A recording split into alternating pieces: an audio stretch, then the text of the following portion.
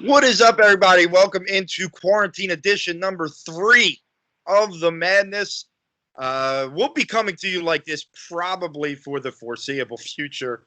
I not see that changing, but we are happy to be with you, leading you into the weekend, 2 weeks away from the NFL draft, the only thing going on in the sports world right now that matters. Jessica Town on one end over in Pennsylvania, hopefully hunkering down. Oh, yeah. And I am Rob Lange here from southern New Jersey. Okay, we are, New Jersey's been pretty badly hit, but a lot of it is at central and north side. But we hope you're all staying safe and healthy and practicing social distancing and all that stuff. We're glad to continue to bring this show to you. As always, you can follow us both on Twitter. Jess is at Run This Town with an E13. Did I say that right? Yeah. Okay. And I am at Philly_Madness. Follow the podcast. You can get us on iTunes, although we haven't really been going that route. We've been more of a YouTube-centric show just because it's a lot easier when you're doing it this way, to be that YouTube-centric piece. Mm-hmm. So make sure you're heading over to the Painted Lines. You're subscribing to the Painted Lines. You can catch all of our episodes there as we continue to try and get through this together. So got some more top 5 lists for you this week on top of the couple of sports stories that are out there. But Jess, the number one question on my mind always is Nola. As we hear her, If you hear her, going a little crazy, how's she doing? she's so good. She's such a puppy, so she'll play for a half an hour and then she'll sleep for 2 to 3. So she wakes us up in the middle of the night because she's only 10 weeks, so she doesn't sleep through the night yet. She has to go to the bathroom at least once in the middle of the night. So we alternate who gets up with her in the middle of the night and then who gets up with her in the morning. Good practice. Yeah, good practice, and practicing doing it and seeing who gets the interrupted sleep and not yelling at each other about it. And so far we've done a good job. It's only been 2 weeks, but we've done a good job so far. But yeah, so she stopped crying as much when we put her in her crate at night. So she goes to sleep pretty quickly, and then she'll wake up at 3 or 4 a.m. and have to pee. But she's been good about, for like the last week or so, knock on wood, has been good about coming out, peeing on the pee pad, because we talked about how we can't take her outside because of the virus she had, the whole 9. Yes. But so she'll come out, she'll pee on the pee pad, and then she'll go back in her crate and go right to sleep and not whine, which is good. So we go back to sleep, and then she wakes up at like 6:30 and is pretty much up for the day, but she'll come out, she'll go to the bathroom again, but she doesn't want to go back in her crate after that. So she will really just kind of sit down out here with a toy and eventually fall asleep. So not too bad, but then when she goes crazy, she goes crazy. Her favorite thing currently is to eat the pee pads.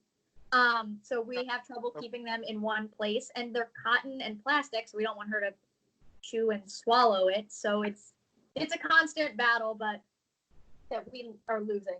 But she's being good. She's just playing right now and being adorable, but she's getting so big and heavy.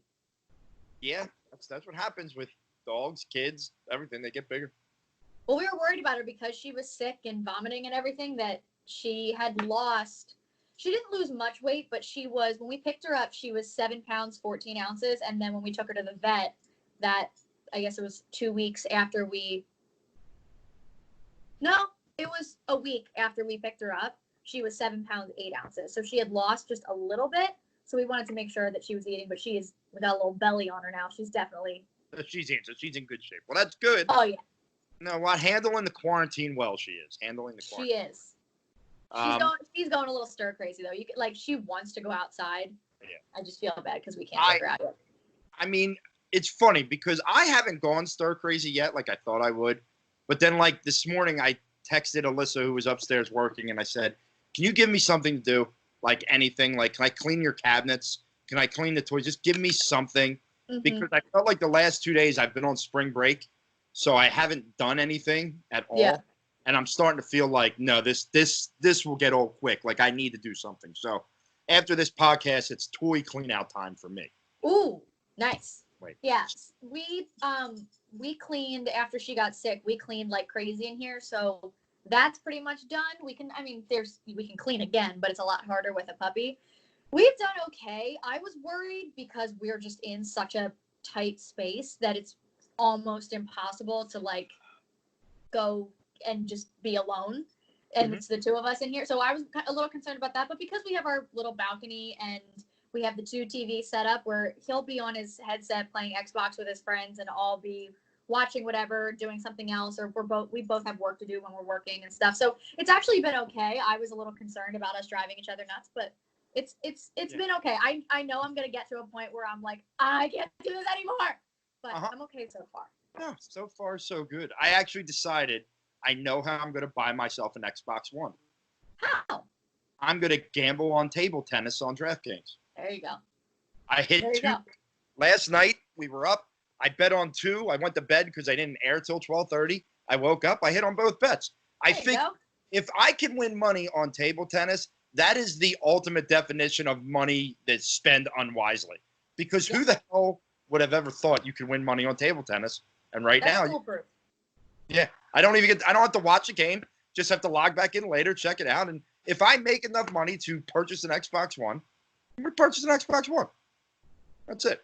I see nothing wrong with that. No. I support that completely. Yeah. Now I haven't mentioned this to the boss, but whatever. No, just do it. Just do it. No, I don't support that at all. No. Oh, I get it, but I'm just gonna do it, and I'm gonna say Jess told me to, and we're gonna move on. So I wouldn't do that. Just like the Jason Peters helmet. I don't think she even knows to this day that I have that Jason Peters helmet. I think I have hit that very well. That's impressive because that was 2 years ago, a year and a half ago. Yeah. When was that? It was probably about a year and a half ago. Because it was summer, so it was almost 2 years ago. Wow. That's great. Was it? Because I don't think it was last year. I don't either. I don't think. Wow, I don't know. I think it was 2 years ago. Before I was moving, which would have been 2 summers ago. Yeah. Yeah, that's crazy. Wow. All right, so there are actually a couple sports stories out there that have kind of broke this week, both involving basically what leagues are going to do with certain events and certain things because of this virus. One being baseball. Baseball has come up with this idea that they're still formulating the plan for, I guess, to basically start the season in May with all 30 teams playing in the Phoenix, Arizona area. Now, if you think about out there, you have Chase Field for the Diamondbacks. You have a lot of spring training facilities out there, and apparently there's quite a few baseball fields that would, for a major league field ready to play out there. They are saying that they have public health officials telling them that this idea is okay. Obviously, no fans or anything like that.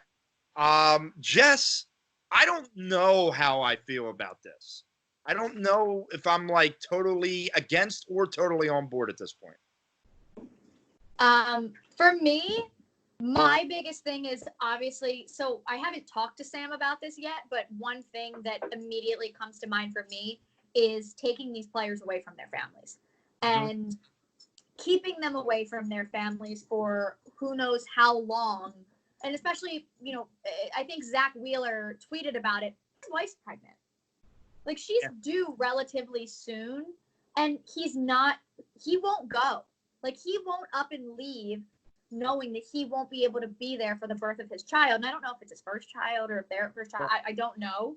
But he's not, and I don't blame him for that. I would support that wholeheartedly. Like, if there were players that were like, fine, we're not going, I wouldn't have anything against that, because I think that's a lot. I mean, think about it. Bryce Harper still has a relatively new baby. He has to leave his wife and son, and she has to take care of him all by herself. And, obviously, people are going to be like, oh, her life is so hard. And I get it, but like, taking care of a child is a lot of work, and to be doing it by yourself when you shouldn't have to be, and she has the ability to not be. And then all of this, I don't know. It's just things like that. And also, like, Andrew McCutchen has multiple children, like his wife just had a baby, and he also has a young son. And you think about all these different players who, it's not even just kids. It's also, wives and girlfriends and parents, if they're, things like that. And it also, with the uncertainty that's still going on, being away from your loved ones at a time like this isn't ideal for anybody. And the fact that they're putting emphasis on taking these players away from their families, like, That's a lot. And, you know, that's just the first thing I think of, because Sam and I talked about it a lot when they were when, you know, the NBA went on hold and the rest of the leagues were kind of a little bit behind trying to decide what they were going to do. It was something that, you know, her and I talked about. Are they going to keep the players down there and keep them from seeing their families? And, you know, she was freaking out because she was like, they can't do that. And I was like, but if it's for people's safety, they can. And not saying that I agree with it, but that's what they're trying to do. And I don't agree with it. And I don't agree with the fact that they're going to try to hold these players away, because I think, one, it's a safety issue from the jump of a place that's not necessarily a hot spot right now or been hit very hard, and taking people from all these different places who, let's be honest, are not in great locations. New York, New Jersey, Pennsylvania right now, Florida, Detroit, like all these different, California, all these different places, and bringing them to a place that doesn't have it, like that's dumb to me. That's and not fair to take them away from their families. That's my opinion. And I love baseball as much as the next person, and I wish I was watching the Phillies play and wish I was going to Citizens Bank Park, and I want that as much as anybody else.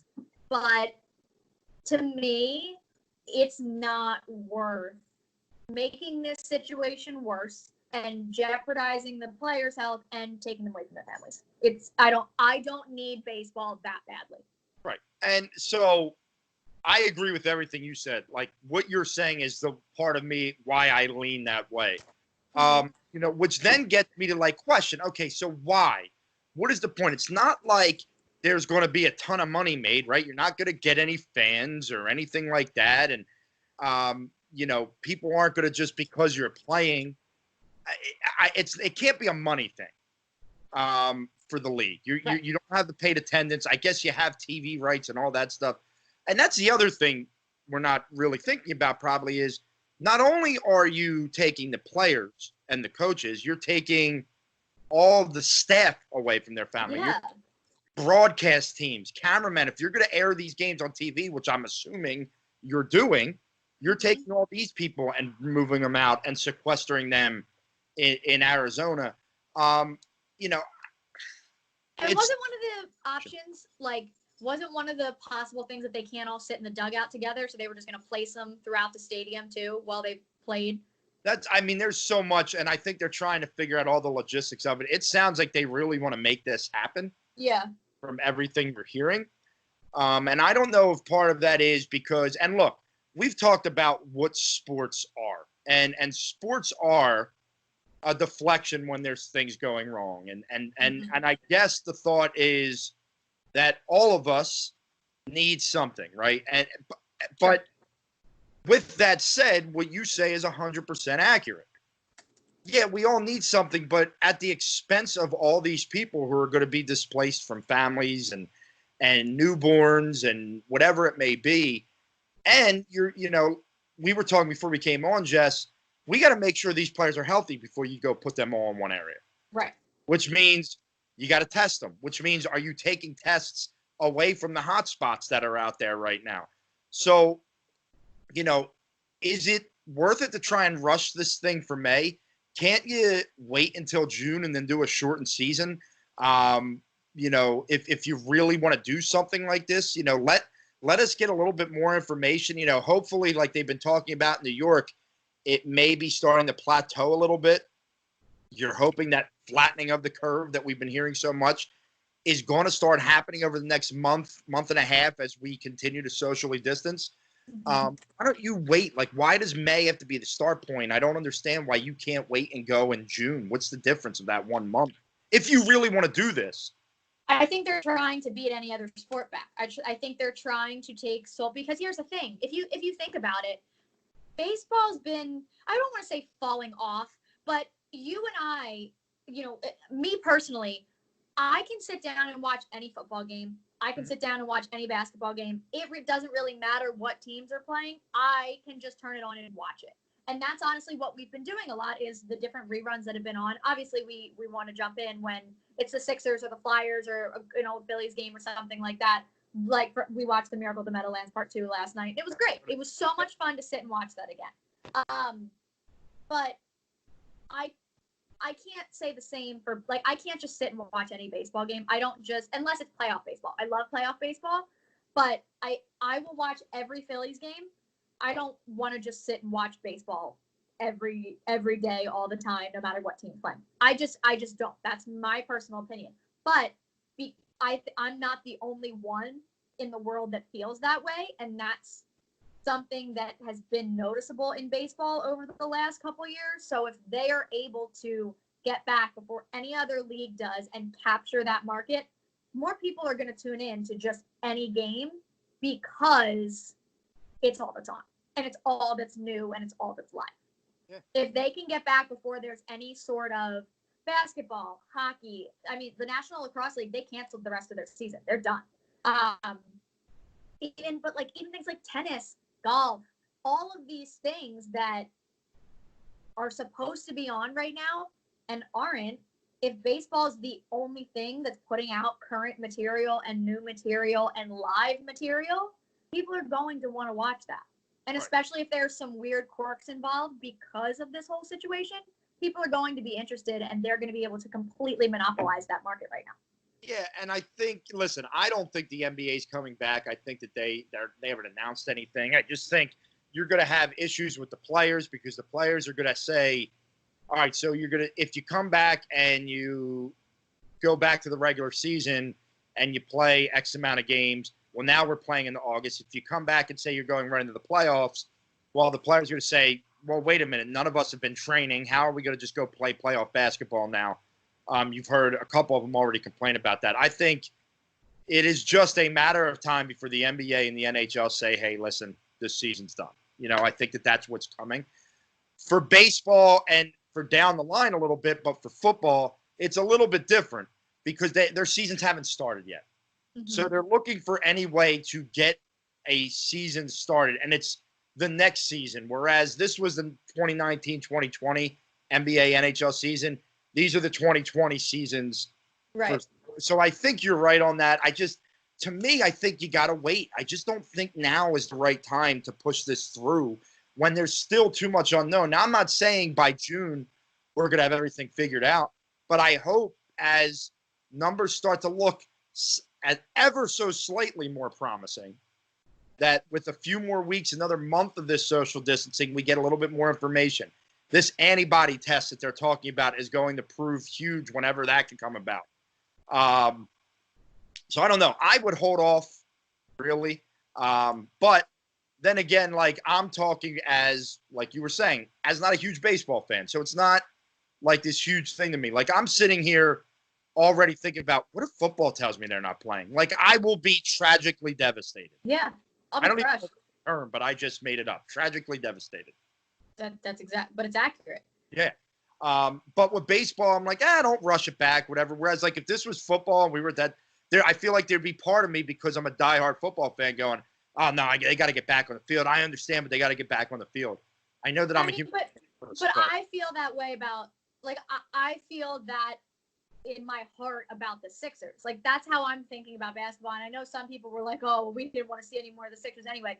I completely disagree, and I miss the Sixers terribly, and I want to see them play again, and I don't think that they were just done on the season, and I was so interested to see what they were going to do in the playoffs and be able to kind of see this season out and what happens and what was going to go on. And it, for me, obviously the Eagles are my first love and always will be, and football just holds a different place in my heart, but the Sixers are a close second, and that's, like, I still don't think it's worth taking these players away from their families and taking the rest of the staff away from their families and putting them in jeopardy and putting, I just don't think it's the right thing to do in any sense. And I think it's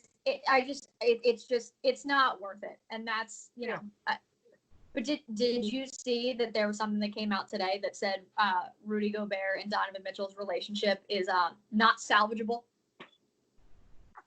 Listen, I know your true feelings about Donovan Mitchell, the basketball player. But if I was Donovan Mitchell, I'd never talk to that SOB again. Never. Absolutely never. Yeah. Like, so I'm not mad at that whatsoever. Donovan Mitchell is totally justified in hating Rudy Gobert for life. Totally. Yeah. Yeah. So, Like, here's the thing. If you did not think that this was going to be as big of a deal as it was, that's fine. mhm. I didn't think it was going to escalate to this level. I'll be the first to admit I did not think it was going to. However, once guidelines were put in place, I absolutely took every precaution and followed them as instructed. If you didn't think it was going to be a big deal, but then went out of your way to be a jackass about it, you're the reason that we're all sitting inside. You're you are the part of the problem. So stay your ass inside. Yeah. Like, you know what I mean? And that's the thing. Like, here's the thing. Like, Donovan Mitchell could have also been like, it's not going to be that big a deal. Like, we'll be fine. It's not going to be that big a deal. But when different regulations are put in place and the reporters are moved back for a reason and you're told to keep a certain, yeah, watching all the microphones and recorders like you were. And and he was doing it in the locker room too. And I mean, that's essentially how Donovan Mitchell got sick, you know. And right. We assume that's what happened there. But think about it. Like I would not want to be around you. No. And here's the thing. To be completely honest, who's more important to that team? Do you think? Yeah, Donovan Mitchell was. I'll tell you. And like, here's the thing. Yeah, Rudy Gobert is a 2-time Defensive Player of the Year for the last couple of years. But at the end of the day, you can bring in a guy to be 7 feet and stand under the basket and give you 12 and 9 every night and block some shots. You can do that. But at the end of the day, you know how I feel about Donovan Mitchell, but he's more important to that team. And that's another thing. This will be really interesting to see how that plays out. Well, and you look at who's going to want Rudy Gobert. Everybody knows what he did. Everybody knows that he played a role in that. What team is going to want, a selfish dude like that in their locker room? Now, I'm sure someone will because he has talent and he can do things that not a lot of people can do, whatever. The Boston Celtics. That too. The Boston Celtics. Go ahead, Rudy. Go ahead.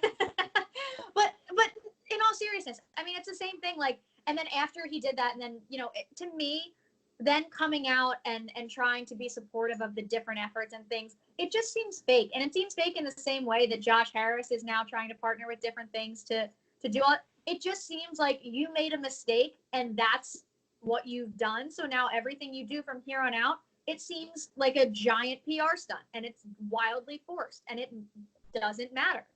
You shouldn't have to get sick and get the entire NBA season canceled in under an hour because you're an idiot.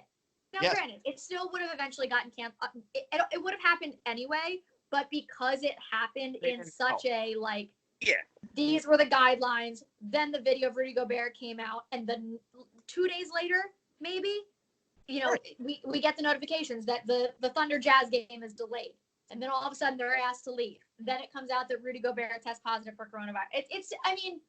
It's not, but it's also not worth. There's so much else that it's not worth if you don't test positive, but you're carrying and you give it to someone who tests, and there's no way to prevent this. This is kind of going back to baseball and restarting leagues. There's no way to prevent it from coming with you. No. And it's not like this thing's going to look, this is going to be, I'm not saying social distancing, quarantining is going to be the new norm because eventually I believe our science will get some sort of a vaccine and everything. And we'll be able to kind of go back to living somewhat normally. But this virus is not going to just disappear. This isn't just like it was here for, 6 months in 2020 and never heard of again. It's here. It's not going anywhere.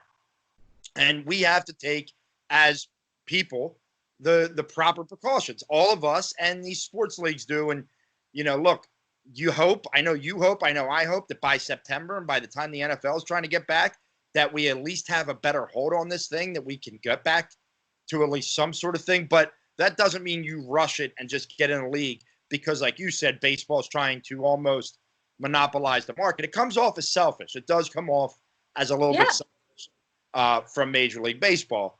Now, another league that some people have thought have been selfish, but I think I can at least understand what they're doing right now is the NFL and with the draft. A lot of people thought that the draft was maybe going to get pushed back, but the NFL is going forward with it.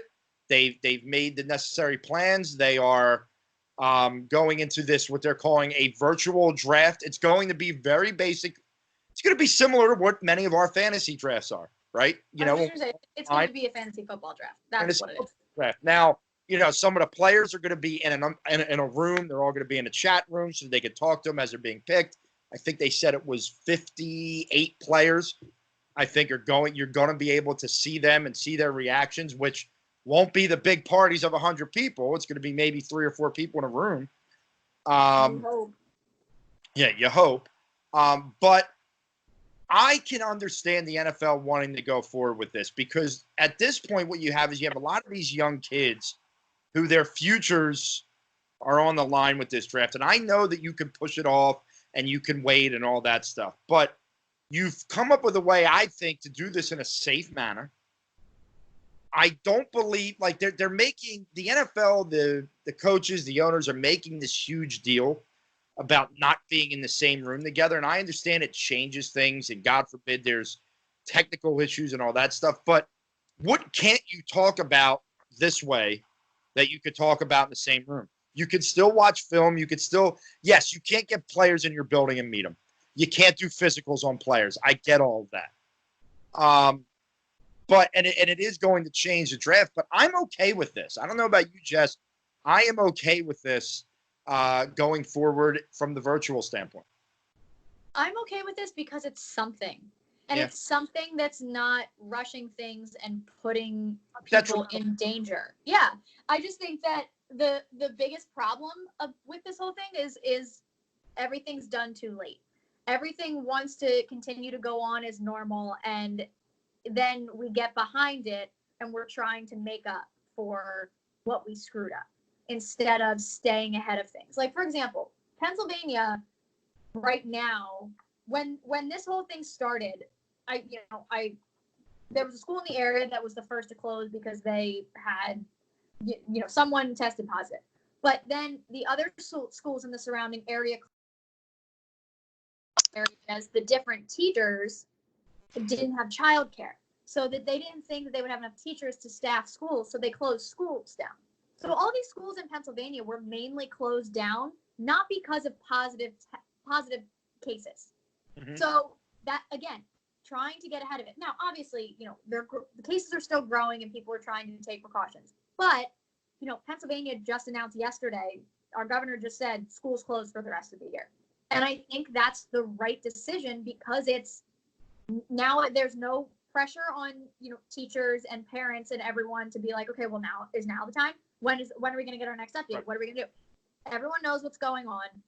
There's going to be some questions about moving on to the next grade and this, that, and the other thing, and transcripts and all that kind of stuff. There's a lot still to go on, but it's making a decision that's just at the end of the day going to help with the social distancing and not allow this thing to keep going as long as it is.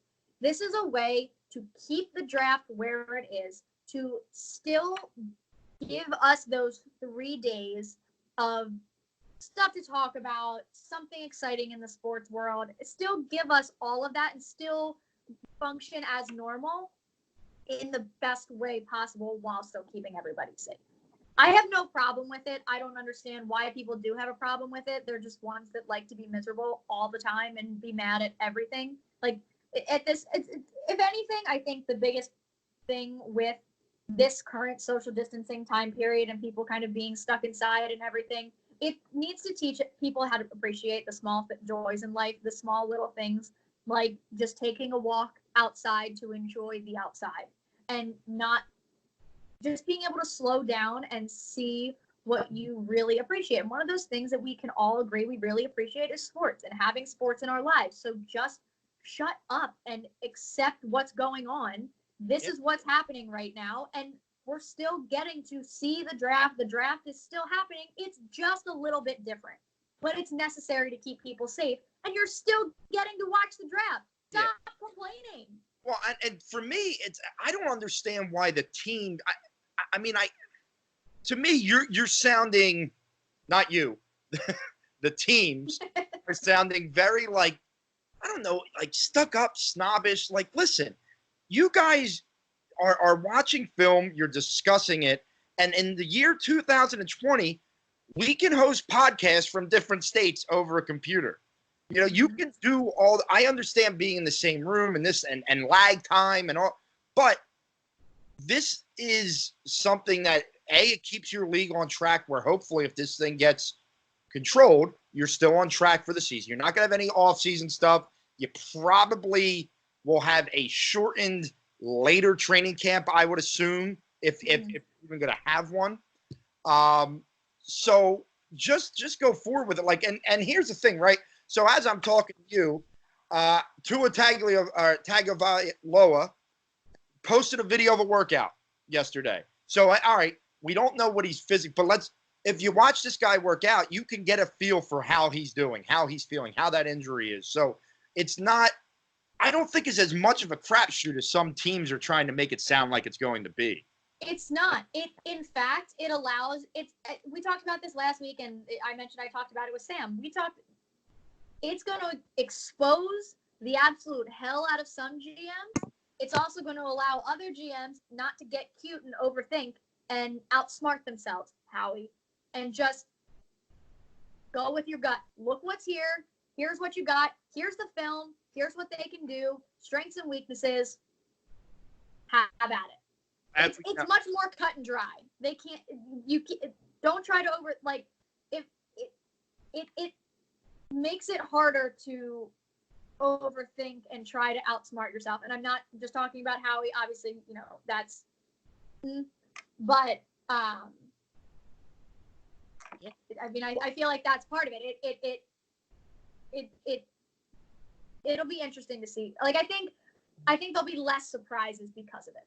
Yes. That makes sense. Like, I think there's going to be less like, Look, I think this is going to go one of two ways. I think guys are going to stay true to their board. They're going to have their board, and they're going to go off it. Like, it's not going to be this, oh, well, I don't know. Now, this guy here, they're going to stay true to their board. But here's the thing, we'll do a whole draft preview next week, Jess, and maybe get somebody else on here that can help us talk about a little bit. But something about the Eagles that I think is very interesting. We've all sat here for weeks, for months, and talked about wide receiver going first, wide receiver, this and that. One guy who is very in the know with the Eagles is Daniel Jeremiah. He worked for the Eagles. He has friends in the organization. He gets a lot of good information. And for months, Daniel Jeremiah has been very much on if Justin Jefferson is on the board at 21, the Eagles are drafting Justin Jefferson. There's no debate about it. That's who they're taking. In his most recent mock draft that he released this week, he has the Eagles taking Kenneth Murray, the linebacker from Oklahoma. And part of that is because he is now believing that the top 4 wide receivers could all be gone by 21, meaning Justin Jefferson can actually go earlier, which was not necessarily thought of at first, which – if that happens, the Eagles may not be as high on some of these other guys that we'll talk about next week. But I've said it many times to people, and I was talking about this last night. If the Eagles are not going to go wide receiver in the first round, I am all about one of those 2 linebacker names in either Kenneth Murray or Patrick Queen from LSU. And I would be on board with that. And then if they come out and get maybe their receiver in the second round, whatever. Because I also agree where once you get past Jefferson, I don't really know much about these enough to say that I feel great about any of these other guys. I swear to God, if this is the year that they decide to prioritize linebacker, I'm going to lose my mind. I'm going to absolutely lose all of my marbles. Jordan Hicks? Stop it. Is that why? It's not even okay. I tweeted this last night, though. I really do just want the Eagles to draft a receiver who has third down Jason Avant hands. Like, I sent you a picture. I know, but and here's the thing. I had so many people responding, be like, "Oh, but they don't need that. They need speed. Speed doesn't mean jack if you can't catch. You can have speed too, but I need someone who can catch the ball." they need multiple wide receivers. Like, people don't understand that. So this is like I've had this battle now online with many people about Justin Jefferson, because people are so hell-bent on, oh, he's only a slot receiver. First of all, that's not true. It's 100% not true. In 2018, he played on the outside his sophomore year at LSU. He can play. He plays all over the place. Secondly, you talk about hands. He may have some of the best hands in the draft. Okay, he might have some of the best hands in the draft. He also has speed. But even if he did become just a slot guy, go get your speed guy or somebody else or your outside receiver in the second or third round. There's 30 receivers in this draft who are good, who are going to be NFL players. But that pick has to be done right. No matter what position you go, you have got to make this first-round pick count 100%. Someone legitimately responded and said, what? Run fast or take linebacker? No. If that's the logic we're going with, no. Well, here's the thing. Everyone loves this Jalen Reagor kid from TCU. And I don't watch a lot of TCU football, but a lot of things I read. You know what people say is his biggest weakness? He drops the ball. So, okay. And that's not what we want. We have enough of that. You know what? Did you watch the game last night? Did you watch the American Meadowlands Part 2 last night? Okay. Quentin Michael's interception. That was there was no Eagles receiver that made a catch that impressive as Quentin Michael's interception against the Giants in 2010. Think about that for a second. That was a phenomenal interception. We don't have a receiver that can catch a ball like that. No, and it's like, look, it's okay if the receiver they get is not, if the first receiver they pick is not a burner. It's okay. It's okay. I'm all right with that. Can you catch the ball? Yeah. Can you catch a ball? That is the one job. And it's not like Justin Jefferson's slow. He ran a 4.5 40. You gonna get the hell off of Justin Jefferson. That's my guy. I mean, that's the guy. That's who I am all in on, because I watched him on the biggest stage of college football catch 4 touchdown passes and have over 200 yards receiving in the biggest game of his life. And I support that wholeheartedly. Yeah. I've told you this before. I literally don't care who it is. They just need to be able to catch a football. That is the number one job of a wide receiver. I'm curious if we're going to hear some names when we get to our top 5 list of guys who don't catch a football. So let's move into the top 5 portion. We have 3 or maybe even 4, because one we might just kind of just go back and forth a little bit. But we have 3 top 5 lists for sure. We have, with the draft 2 weeks away, we decided to look at the Eagles' first-round picks through the years and go with their best 5 and their worst 5. So they're both in no particular order. Okay, so Jess, let's go with best 5 first. Okay. First person on your list.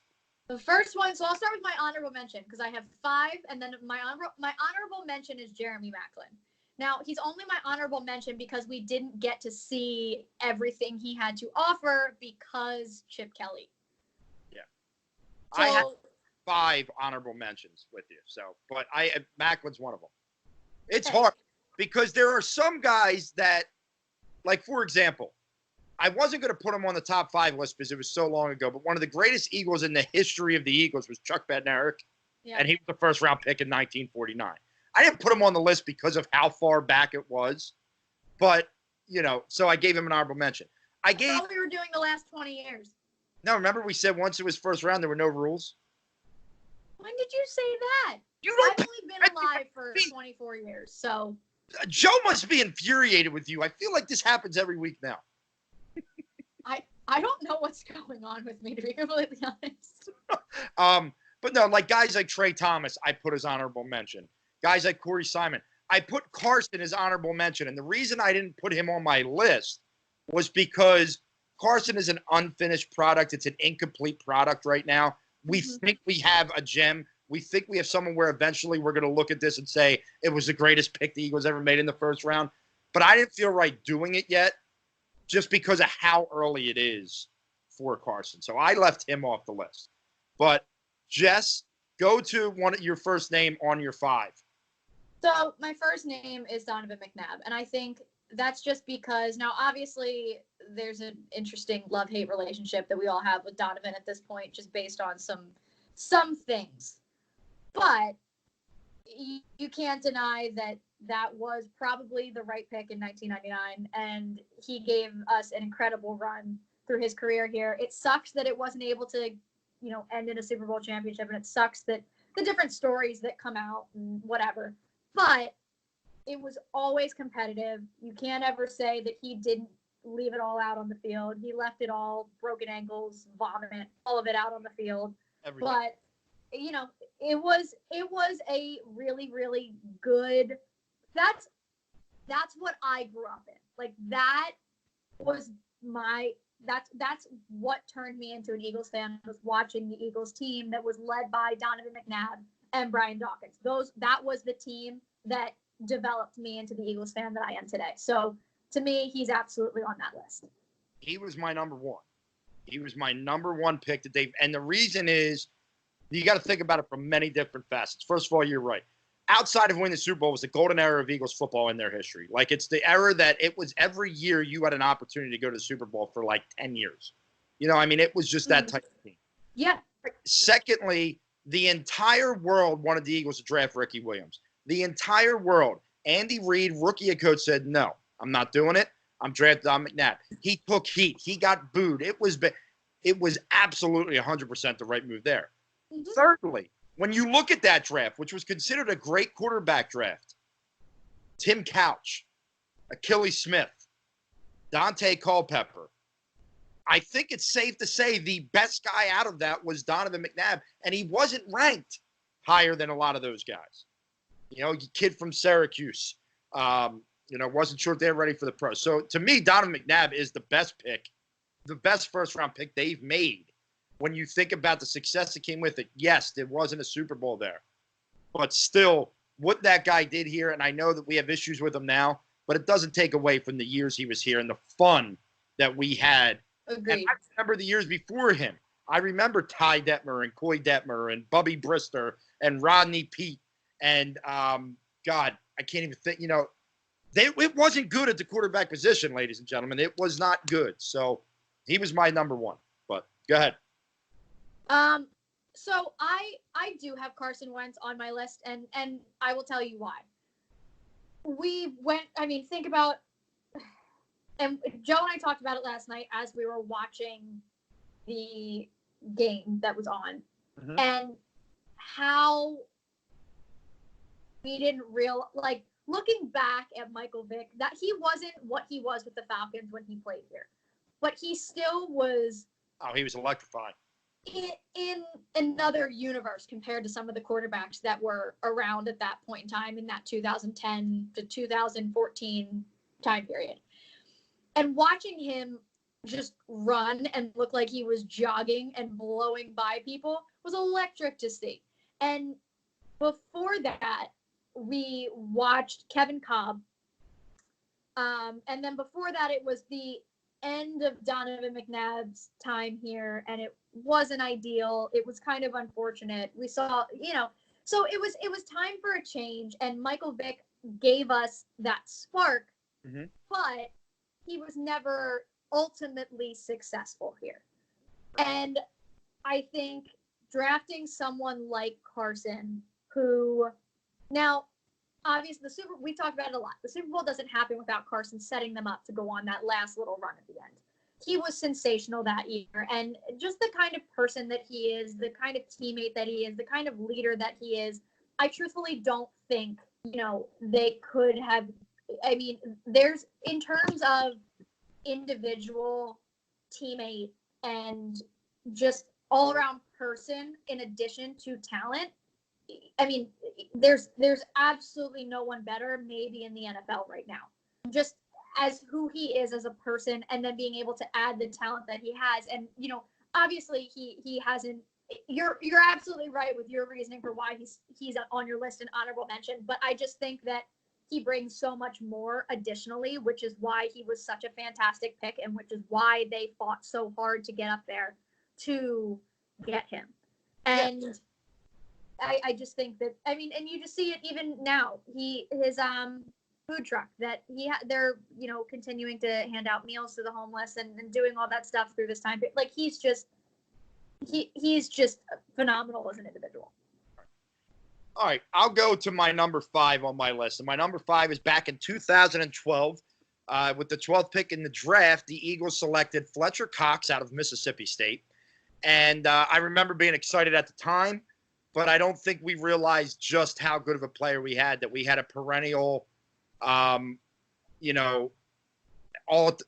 Pro Bowler. Like, this guy has been so good, still has a few good years left, is really going to be leaned upon as a leader of the defense in this upcoming season.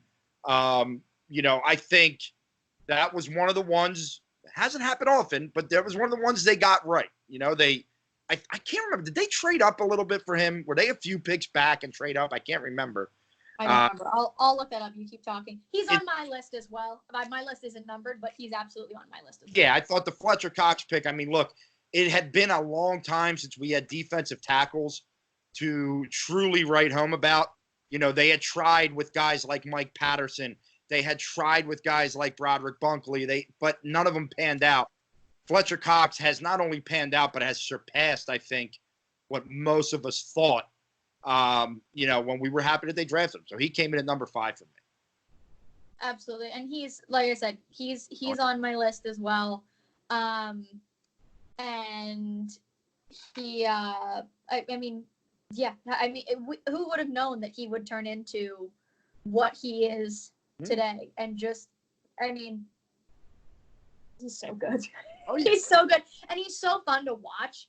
And especially even when he's not in the box score and on the stat sheet in any capacity, if you just watch the way he plays and the way that he can still get pressure and move an offensive line when he is taking on 3 individuals at once, it's watching him is so impressive just a lineman perspective and just how unbelievably strong he is. But that's another one. You're right. That's one where, they really got that one right. I don't think we would have known at the time. We didn't really know at the time. And now he's, on the all-decade team, and deservedly so. Yeah. For my number 4, I went way back. I went back before I was born, but this is a guy that I think it's underappreciated. They did trade up to get Fletcher Cox, by the way. Yeah. This guy is a guy that I think it's underappreciated by the younger fan because we didn't really get a chance to watch him, but just talking to my dad and my uncles. In 1982 at pick 20, the Eagles got Mike Quick. And Mike Quick is one of the best receivers. Listen, we die for receiver play in this town. It's like it never happens. It happens once every 15 years. Mike Quick was the guy. Like, he was so good in the 80s. And that I feel like the younger generation of fan doesn't know that we had receivers here before that could catch a football, and they don't appreciate it. So I feel like I did this more so to educate the youth of the Eagles fan base. Okay, Mike Quick was a great football player here, and he was picked at number 20 in the first round. So to me, they made a really good first-round pick there, so I got to put him on my list. Yeah, receivers that can catch in Eagles jerseys are like the Loch Ness Monster. Like, people say they exist, but I've never actually seen it with my own 2 eyes. Another one that I have on my list is Brandon Graham.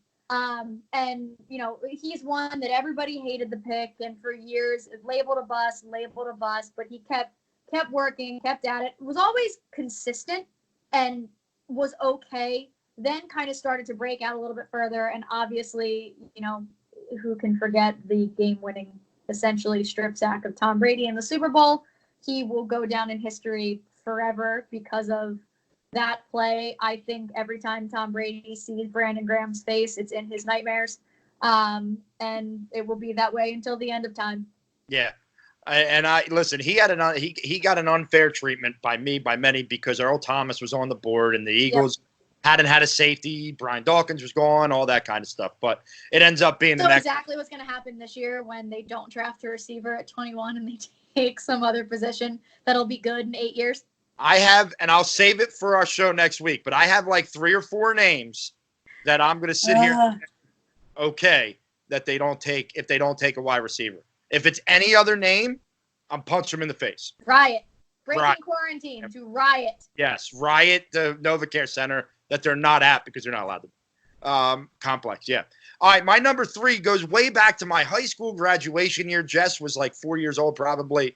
2002, Jess. I was 7. That's the year my sister was born. Okay, I was graduating high school, and at Pitt 26, the Eagles needed some help. Bobby Taylor and Troy Vincent were nearing the end of their careers, and just like Andy Reid always did, thinking a couple years ahead, he drafted Lito Shepherd out of the University of Florida. And who would have thought that the Lito and Sheldon Brown and Michael Lewis, that would, with Brian Dawkins, might I add, would become the next wave of great secondary play. And Lito had so many like highlight plays. Like I think of the interception against Dallas where he returns at 100 and some yards. He did it against Carolina, I think, too.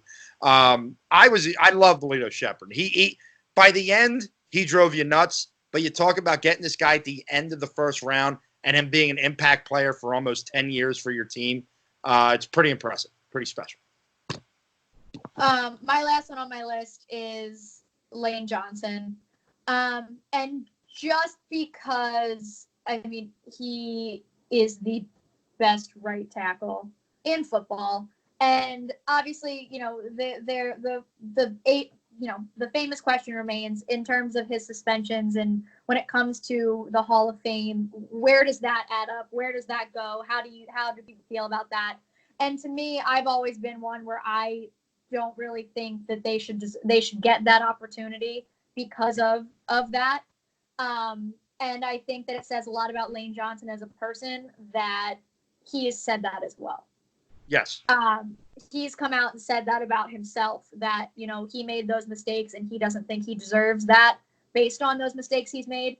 But I also think that says a lot about him. And, you know, I still don't know why he did it because he's friggin' phenomenal with that outcome. Yeah. But, you know, it is what it is. But I just think that the way he plays on the field and what he means to that offensive line and the difference that they show when he's not in there, I just think he's got, you know, a certain attitude about him as well that I really like. And, you know, the offensive line, you know, they're there to protect the quarterback and they're there to make sure that things, you know, they block for the run, they block for the pass, and they go and then do what they're supposed to do. But Lane Johnson having that little edge to him, I think brings something really special to that group and to what he does, and whether it's, you know, trash talking different DNs on Twitter or what have, I mean, that's my favorite thing to watch. Well, Lane definitely, he came in for number 2 for me. It's one of the good things Chip Kelly did in his time here was drafting Lane Johnson.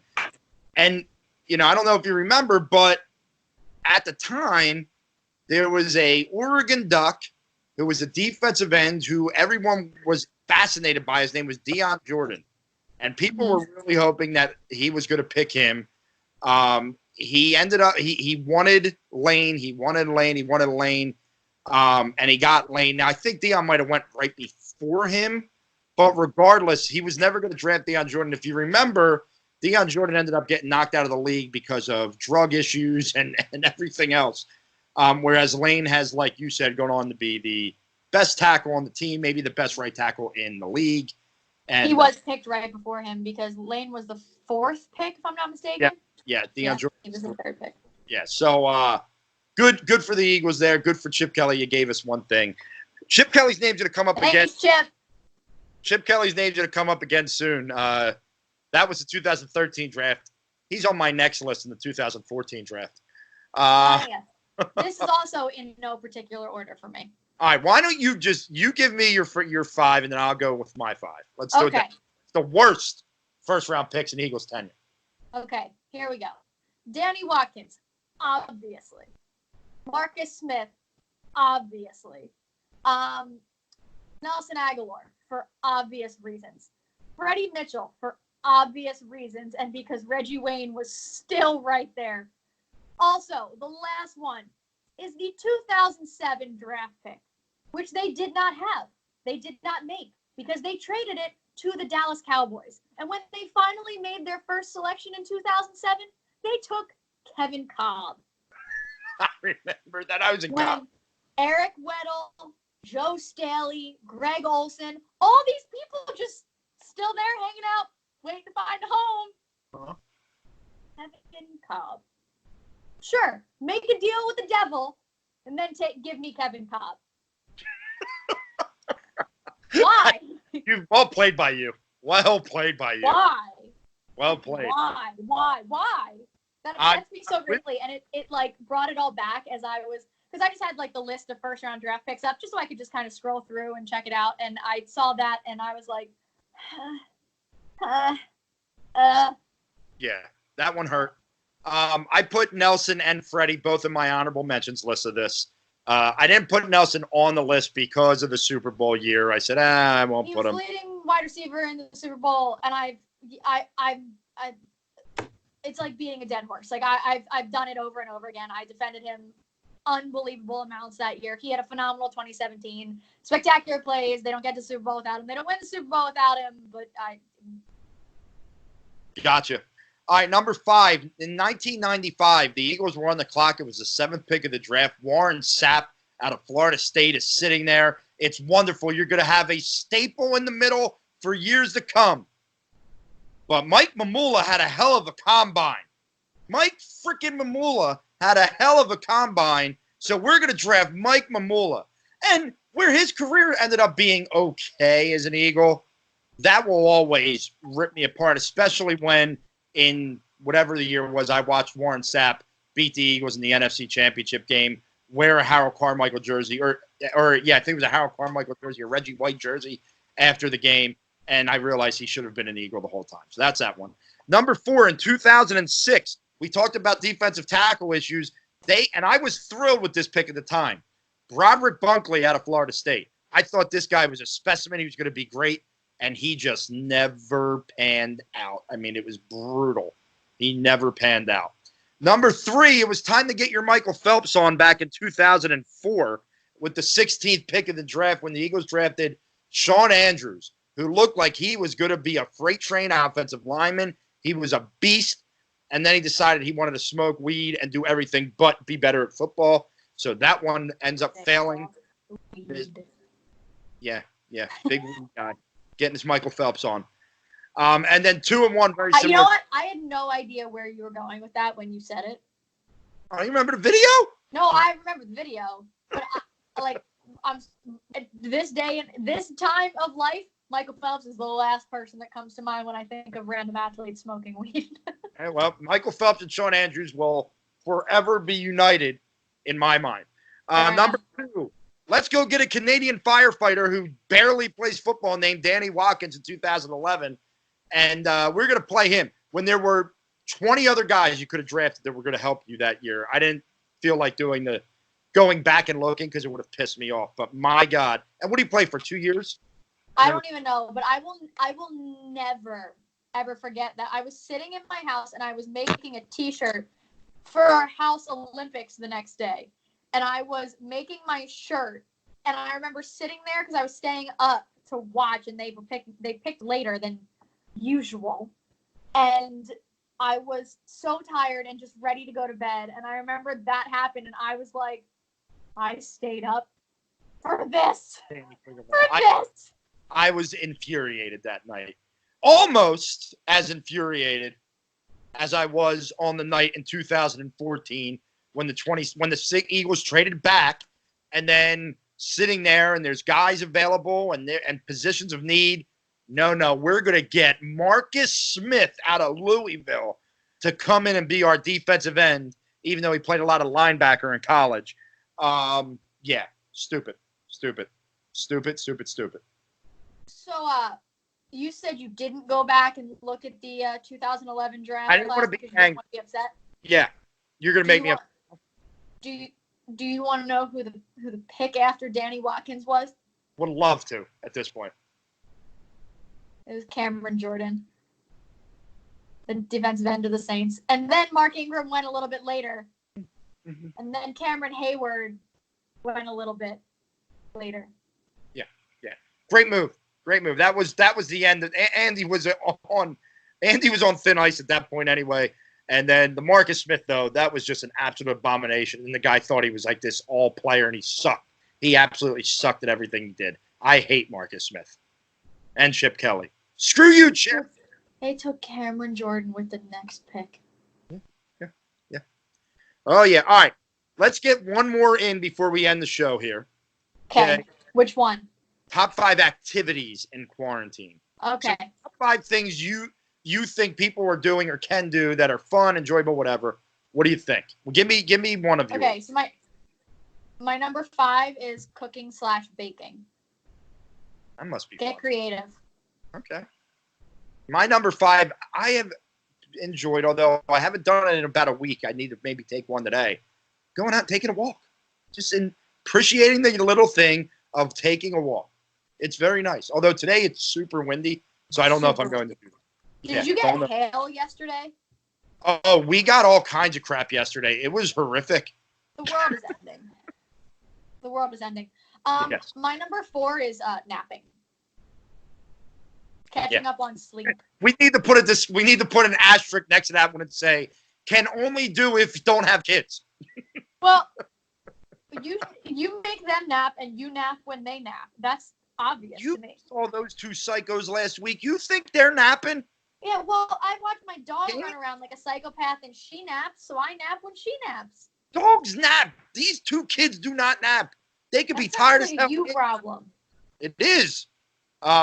Number 4, I did a couple of these for my father, my niece, and it's just cute, and the reactions are cute. The birthday parades. Have you seen the birthday car parades? We're going to have to do one for my dad. Yeah, they're really fun. They are. They're enjoyable. I had a lot of fun with the 2 that we've done. So that's my number 4. My number 3 is puzzles. We did a couple puzzles, and they were actually, the first one really got to me. The first one was really driving me nuts. But the second one we did a little bit quicker, and it was a lot of fun. We can't do any more now because puppy, but but no, we were actually really, really enjoying them, and it was a nice break from Netflix and video games and that kind of thing. It was nice to actually do something different. All right. My number 3 is going to be I went down a rabbit hole with the draftnetwork.com, and I'm now doing about 10 mock drafts a day and loving every minute of it and making trades and trading back and front. So doing the mock drafts, I don't know what the hell I'm going to do when the draft ends in 2 weeks. Maybe I'll find some NBA mock drafts to do. There you go. What I'll do. I'll do some NBA mock drafts. But they have been a lot of fun for me. Where's your number 2? Zoom happy hours. We have the same number 2. We did one a couple weeks ago with a bunch of our friends, and it's like we set it up, and we set up with like our friends that have all like met here and there, but they're all of our really good friends from different spots. So like our really good friends from high school, but also my really good friends from college. And Sam and Dion actually jumped on with us at one point too. And then my best friend from growing up. So like we were all kind of on there, and people were in and out. My parents jumped on at one point just to say hi to everybody. And it was a lot of fun because we were all kind of doing different things. But my one friend, she got a drinking game, like card game. So she was like reading the cards, and we were playing drinking games while on. We actually, my friend, one of my best friends from high school, Cullen, he had a case of White Claws, and I told him he wasn't allowed to get off the Zoom call until he finished the whole case, which he did. He drank all of them, and then drank half a bottle of Smirnoff. And we were like, well, it's time for bed. We were on there for like 5 hours, and it was such a good time. And now we have a standing one with my family on Sunday at 5 o'clock. But it's like my mom, dad, brother, sister, but also my aunt, uncle, and 3 cousins, and then both of my grandmothers. Yeah. So we can all see each other. And I've done family ones. I've done a fantasy league one. We've done beer pong tournaments. I did a work one. I like them all. But here's the thing. It came in number 2 on our list, Jess, both of us. And we haven't done one. We haven't drank together on Zoom. I mean, what the hell is that? We should get that going. We need to make it happen. We can make it a full podcast Zoom happy hour for all of our friends in the podcast world. That would actually be pretty funny. Yeah. I think there'd be a lot of entertainment there. We'll just BS and have a great time. I'm in for that one. Yeah, Jess, number activity to do during quarantine is? Puppy! Oh, wow. You didn't even put this one on your top 5? What? Binging on streaming television services. I feel like that was too obvious. My puppy keeps me way more entertained than any Netflix show ever could. That's fair. That's fair. You have the puppy, and then that's fair. All right. So next week we'll do a little draft preview action where we'll figure some stuff out here during the week, Jess. At Run This Town 13 on Twitter, it has been very amusing watching her kind of talk about her quarantine and people snoring and all that other stuff, and a lot of fun. I didn't tweet this one. I should, because it was ridiculous. Last night, what were we doing? Oh, yesterday. So Joe loves a good PB&J sandwich. I mean, who doesn't, unless you're allergic to peanut butter. But yes. Joe loves a good PB&J. But every time he makes one, he makes two. Like, he always has to have two peanut butter and jelly sandwiches. He can't just eat one.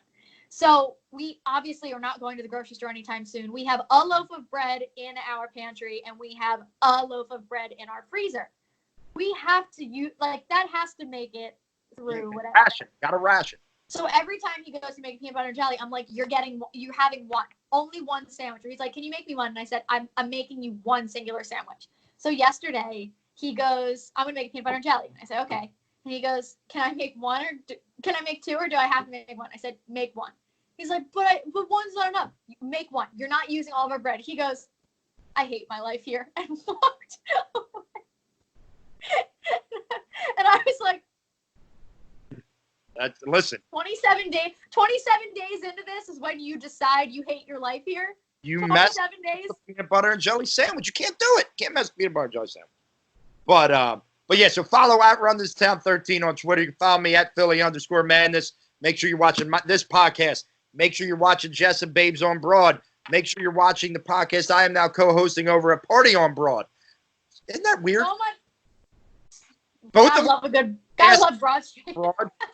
What the hell's going on? We just have so much in common. Thank you. Tune in next week. Embrace the madness, everybody. Have a good week.